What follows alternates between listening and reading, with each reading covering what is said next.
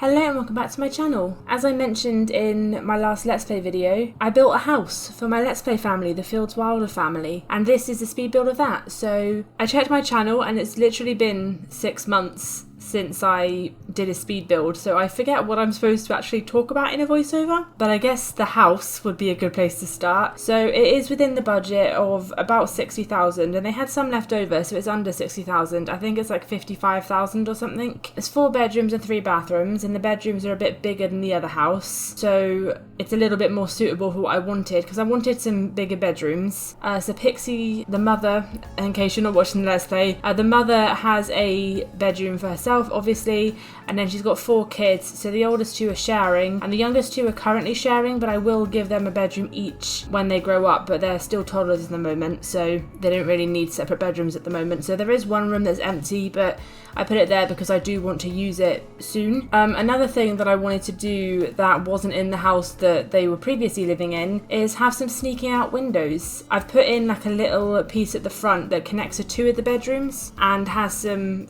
sneak out windows and trellises going down. So I wanted to utilise that, but I did have a look at the other house when I first moved in and tried to edit it to make that work, and I couldn't because the roofs and the outside, it would have just taken so much changing around, and also the bedrooms are so small that there wasn't really much place to put a sneak out window, because obviously you need for it to not have anything up against the window so that your sim can actually get out of it. So I did build this house with that in mind.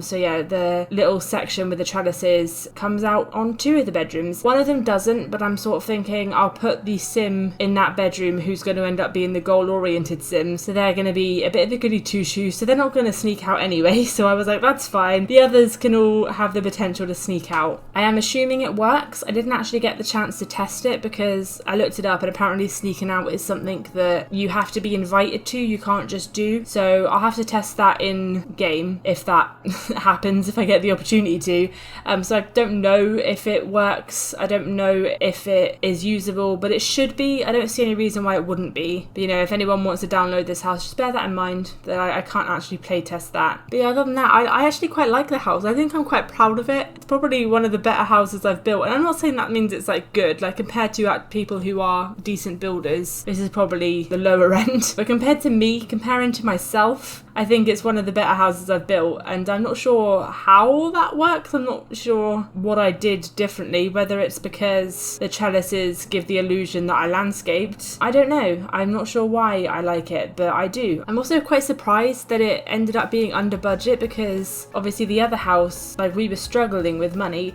and I don't know yet what the bills are going to be, so that'll be interesting to see. But I can only assume that the other house had some like really expensive furniture and stuff, because the bedrooms were tiny. Like the kids' bedrooms, they were teeny tiny, and here like they've got decent sized bedrooms and 3 bathrooms and decent sized living spaces. So yeah, I don't know why the other one costed so much, but you know, that's fine.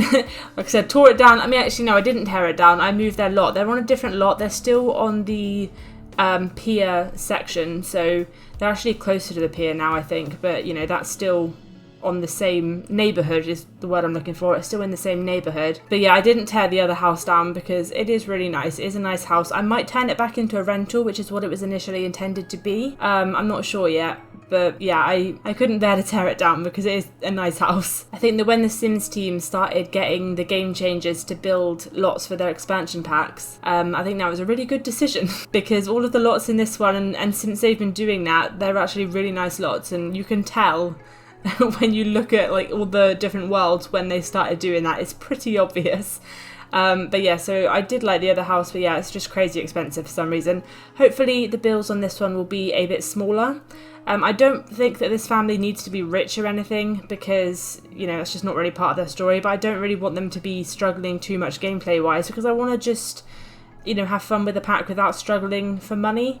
So hopefully this will, you know, just have them a nice average family, average income, not filthy rich, but not struggling. That's what I'm hoping will happen, but we'll have to see. The teens will probably end up getting part-time jobs anyway. I mean, Daisy already has one. The oldest already has one. And the second oldest is aging up soon, so she will probably get a part-time job as well. I think she's going to be an influencer, so she's going to stream and stuff, so she's going to have a part-time job anyway as part of her story, I suppose. You'll probably notice as well, I'm using a lot of pastel colours. I very much like pastel colours. So I just did what I liked and also sort of thought about what the Sims I'm going to play with might like in terms of their bedrooms and stuff, but ultimately it's just what I like, so very pastel. What else is there to talk about? So yeah, as I was saying, it has been 6 months since I did a speed build and just talked. So since then we've had the wedding stories pack, which I have talked about when I did a speed cast, I think, although that was before I actually did the let's play, so I guess now I can tell you it's a bit of a shit pack.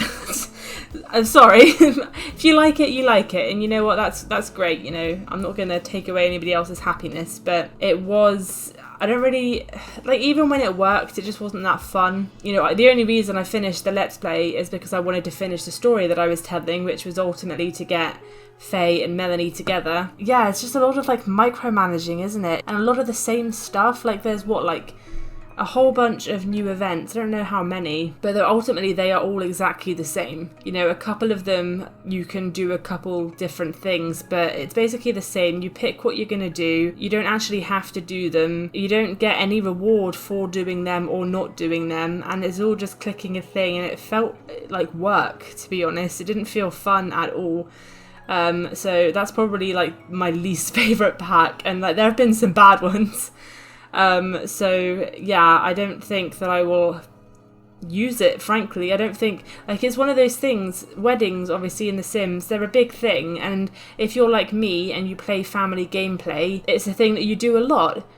But I don't think I'll ever really use the wedding pack again because it's just too tedious. It's easier to just, you know, shove a arch down and get it done rather than hosting all the events. So yeah, I didn't like that pack very much. Like I said, if you think differently, that's totally fine. You know, enjoy what you enjoy, and what makes you happy, just, that's great.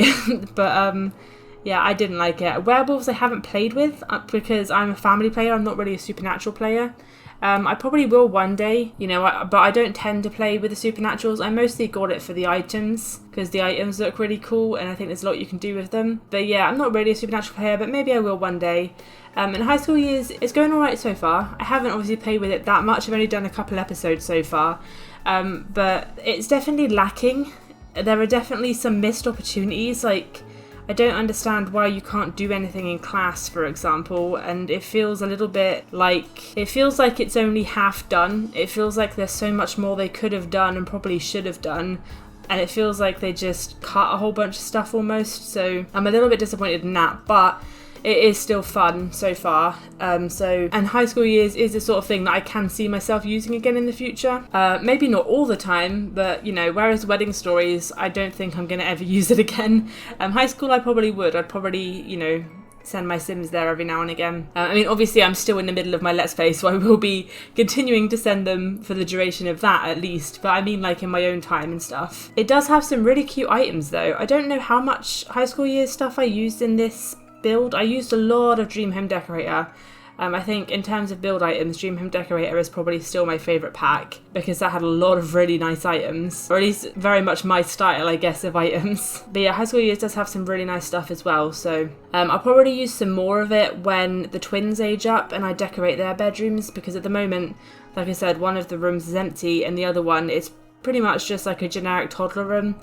But when they get older and have their own personalities a bit more and their own dreams and goals and stuff, then I'll probably use a lot more High School Year stuff in those rooms as well. But yeah, that's about all I can say about the house. I don't really know what else to say about the house. I don't know what else to say in general, to be honest. I did stop uploading again for a couple of months.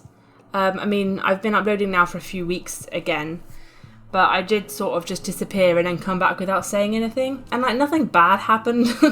Most of it was just that I was bored of The Sims 4. And I don't know, I mean, I would have come back to YouTube. I've been thinking about possibly, I don't want to make commitments because I'm not very good at committing. But I've been thinking about possibly going to The Sims 2 after I'm done with high school years. I think that'd be fun because ultimately The Sims 2 is my true love. It is my first love. I had a comment like a few months ago when I was doing my Sims 3 Let's Play from somebody who asked me if Sims 3 was my favourite. Or maybe they didn't. They might have just been saying that Sims 3 was their favourite and I felt the need to share my opinion, I don't know.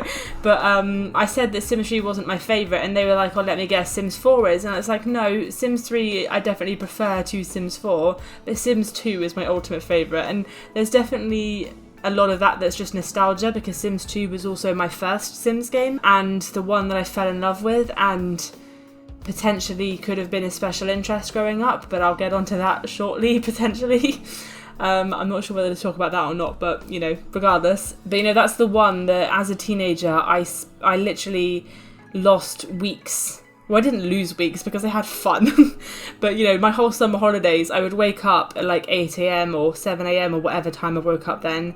And I would turn on the computer, go on Sims, and I would play on it until bedtime. Like, literally like 15, 16 hours a day because I loved that game so much.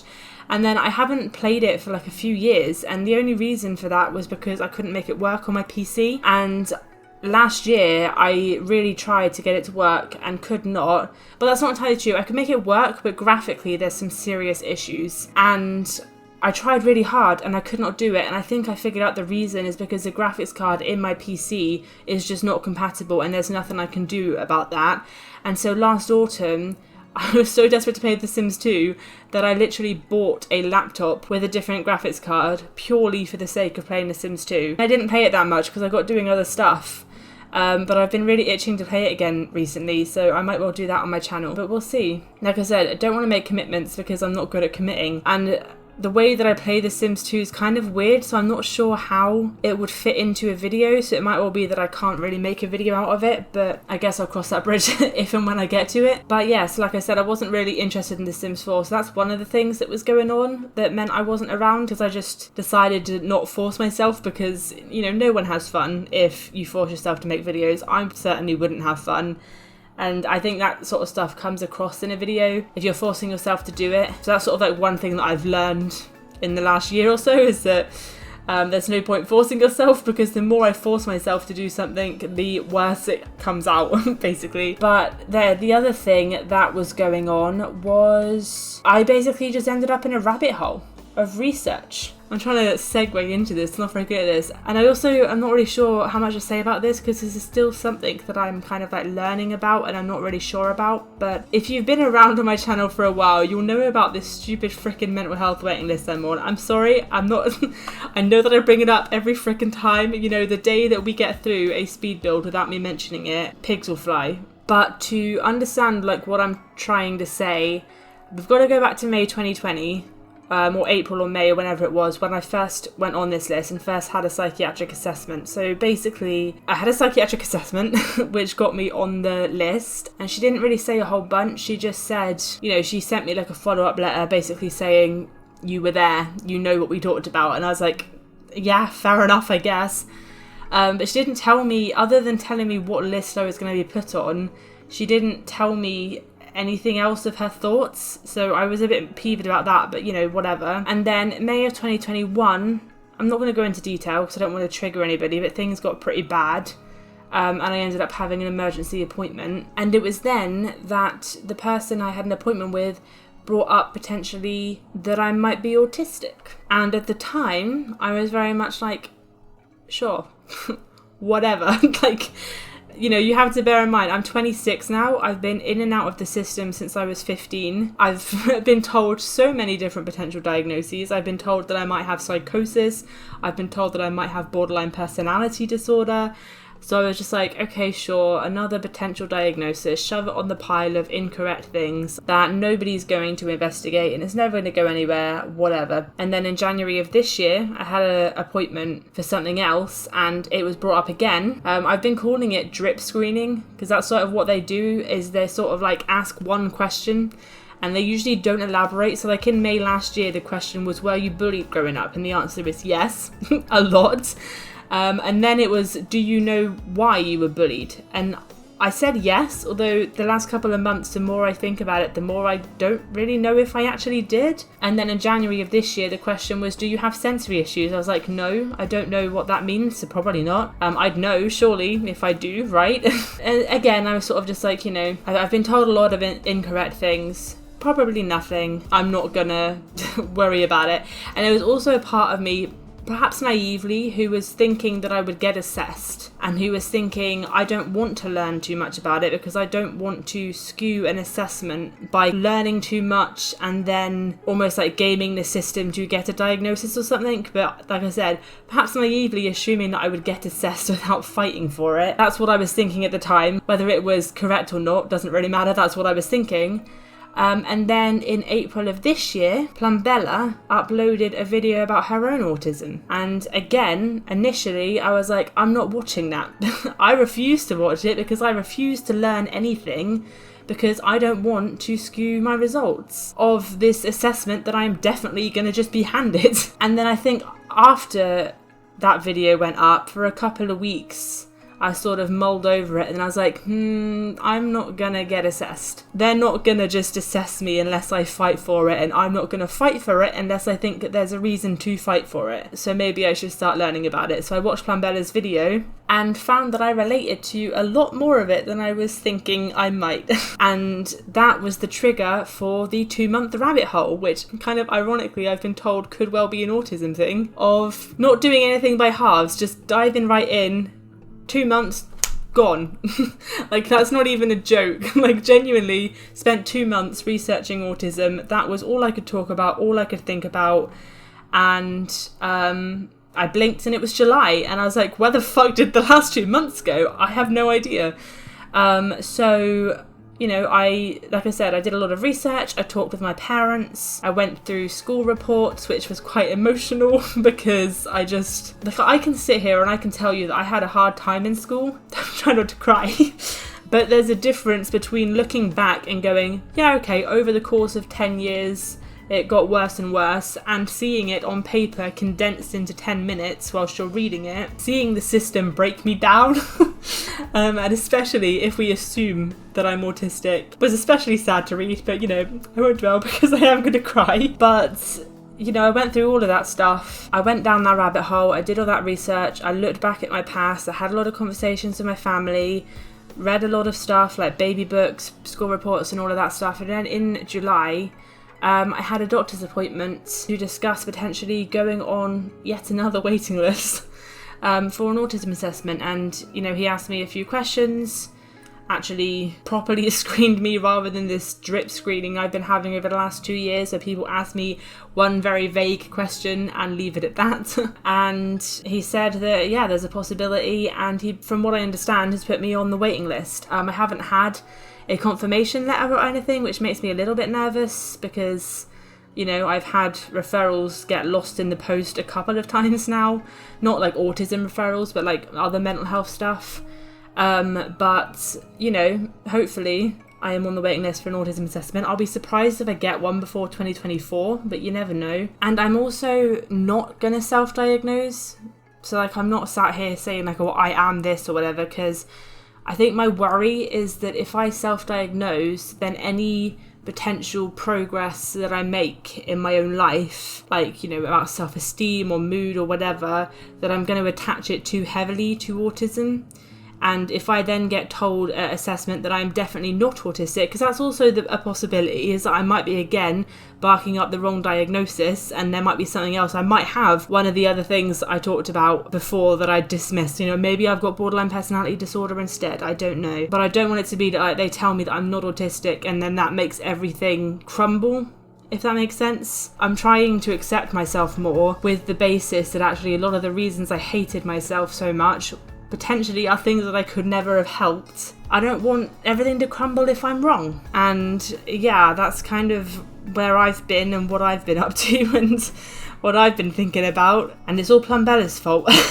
But yeah, so I guess there's that, and I guess that once I'm done with the Sims 4 high school pack, I might well move on to the Sims 2, and I might well play it in a bit of a weird way, because I might well be autistic, and even if I'm not, I still have always played it that weird way, and it's very specific, and it's very rules oriented, but I'm gonna try and make it a fun video and see how it works out. So yeah, I guess I'll just end this because I don't know how to segue back. So if you are here, thank you for watching. Sorry for rambling so much, but you know, wouldn't be a speed build by me if I didn't spend a long time talking about mental health. Yeah, thank you for watching. Feel free to like, comment and subscribe if you wanna, and I will see you soon.